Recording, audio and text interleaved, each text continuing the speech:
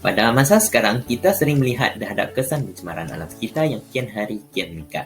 Isu pemanasan global merupakan antara isu utama yang sering dibincangkan di seluruh dunia untuk masa kini.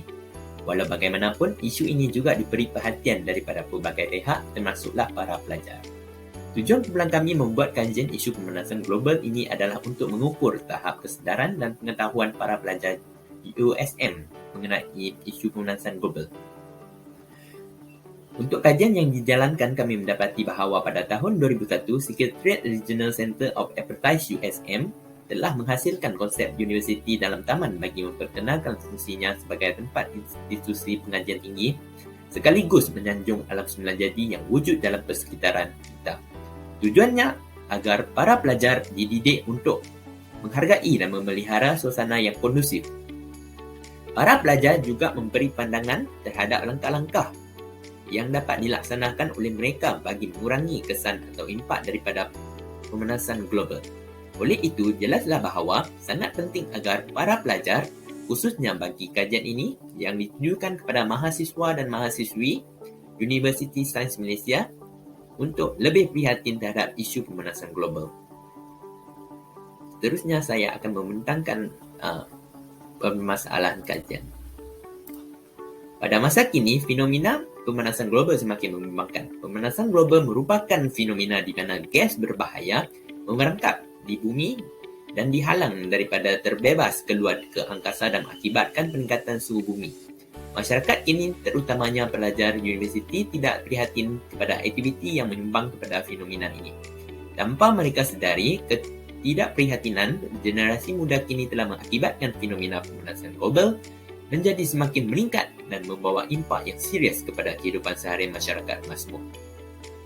Keadaan ini sangat membimbangkan kerana generasi muda seperti pelajar USM adalah peneraju masa hadapan untuk membina sebuah negara yang lebih kondusif dan mengurangkan fenomena pemanasan global. Jika puncak-puncak pencetus fenomena ini tidak dikawal dan dicari langkah untuk penyelesaiannya, maka hal ini akan mengakibatkan kesan buruk dan seterusnya membawa kepada perubahan besar kepada kehidupan harian masyarakat. Pendek kata, kajian ini dijalankan untuk memberi kesedaran kepada pelajar USM supaya lebih prihatin dan terhadap isu pemanasan global dan impak kepada kehidupan seharian. Tambahan lagi, kajian ini juga dilakukan untuk menimba ilmu pengetahuan yang lebih mendalam dan meneroka pandangan daripada pelajar USM tentang faktor-faktor yang menyebabkan pemanasan global. Pengkaji ingin membuat kajian tentang langkah-langkah penyelesaian terbaik bagi isu ini melalui hasil kajian. Kajian ini bertujuan untuk mengkaji tentang kesedaran pelajar Universiti Sains Malaysia mengenai pemanasan global secara terperinci.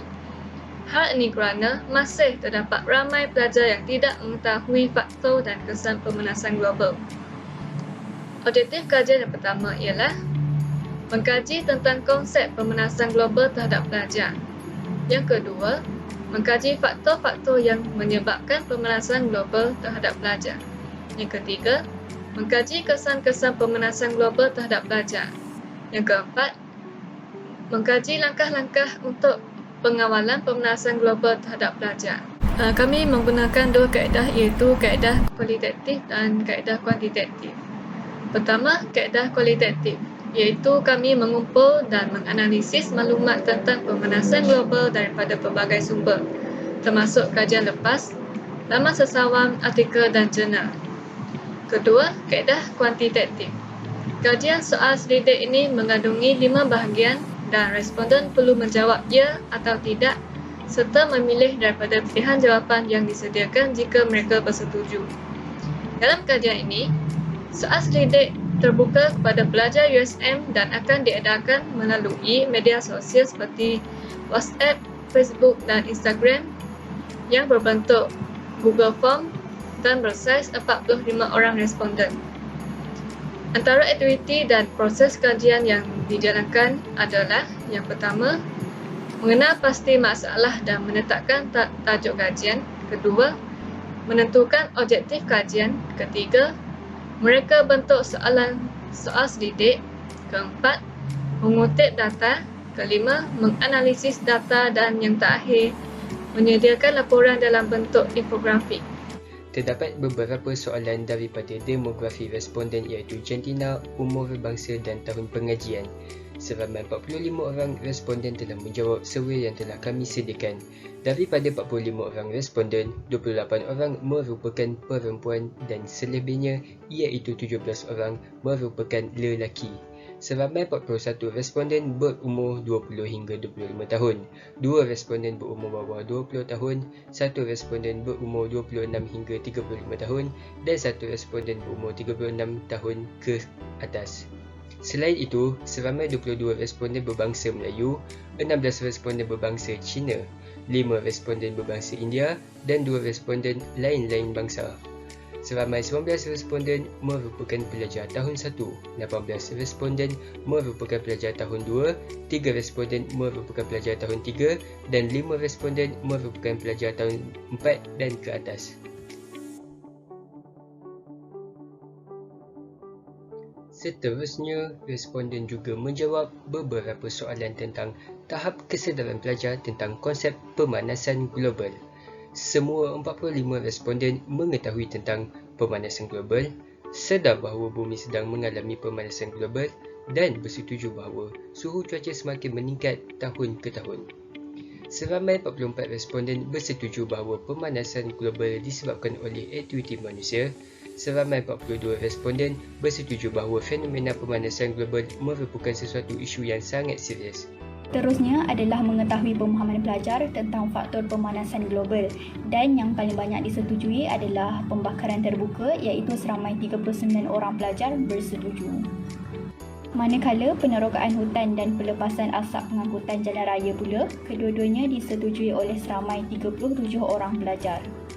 Aktiviti perindustrian disetujui seramai 36 orang pelajar. Selain itu, kesan rumah hijau disetujui seramai 28 orang pelajar. Manakala penggunaan elektrik pula hanya disetujui seramai 12 orang pelajar. Untuk pembakaran terbuka, ia menghasilkan gas berbahaya berlebihan ke udara. Penerokaan hutan membahayakan atmosfera bumi kerana kadar karbon dioksida dilepaskan meningkat.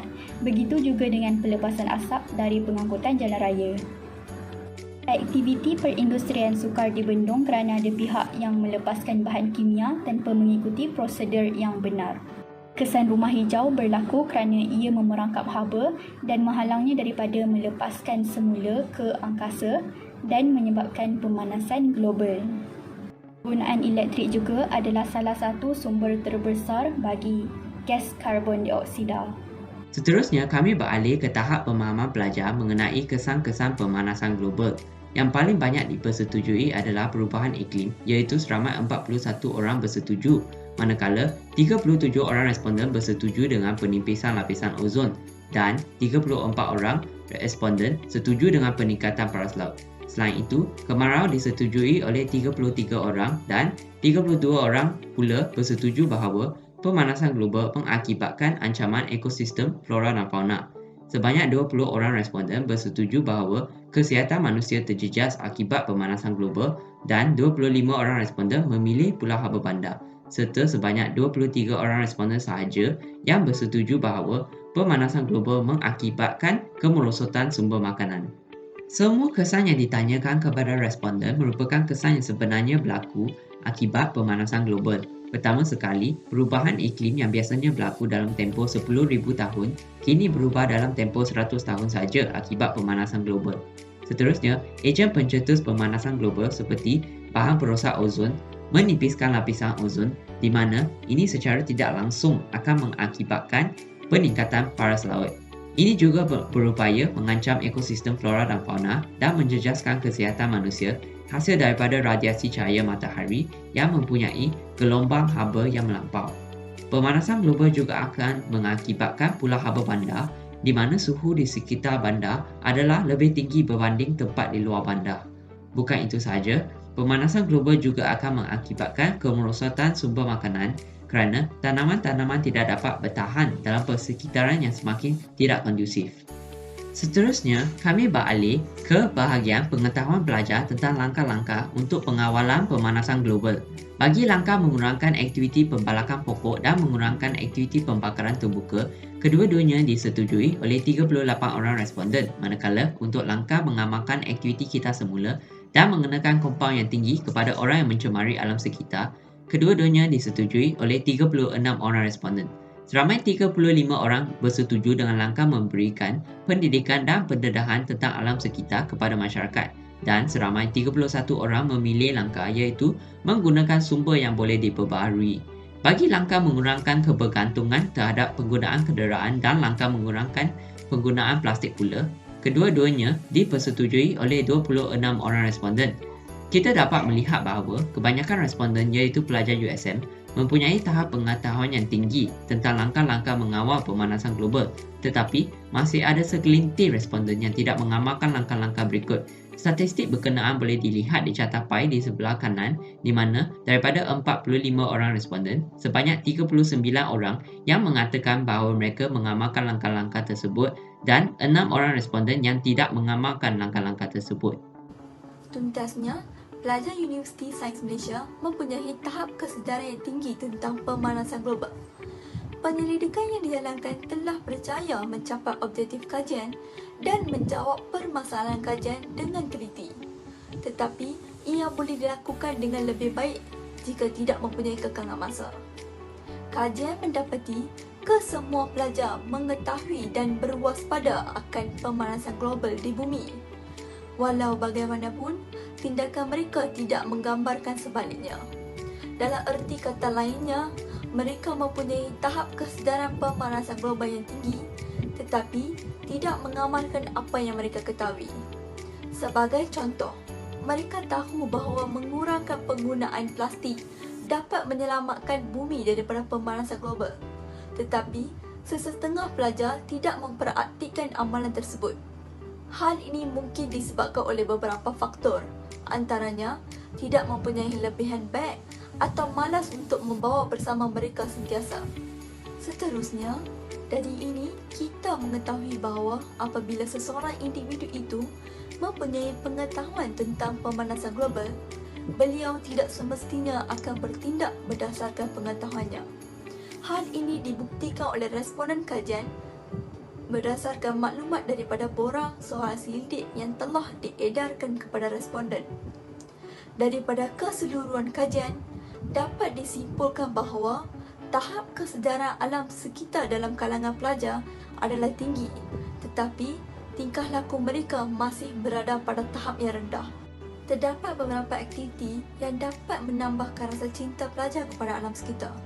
Contohnya, mempertingkatkan hubungan antara pelajar universiti dengan masyarakat seperti menganjurkan program-program kesedaran pemanasan global, seperti program kesukarelawan pelajar kepada isu tersebut. Selain itu juga, usaha untuk memperkukuhkan kesedaran pemanasan global sepatutnya diterapkan sejak kecil lagi. Aktiviti kesedaran pemanasan global yang direncanakan juga perlu mampu meninggalkan kesan yang mendalam terhadap diri kanak-kanak dan seterusnya menyemai rasa cinta mereka terhadap alam sekitar dari usia muda lagi.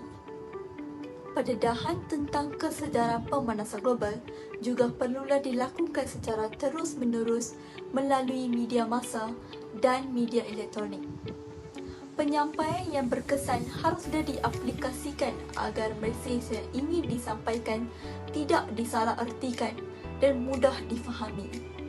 Dengan mempraktikkan langkah-langkah tersebut, pelajar akan memelihara dan memelihara alam sekitar untuk mempertahankan atau menyelesaikan fenomena ini.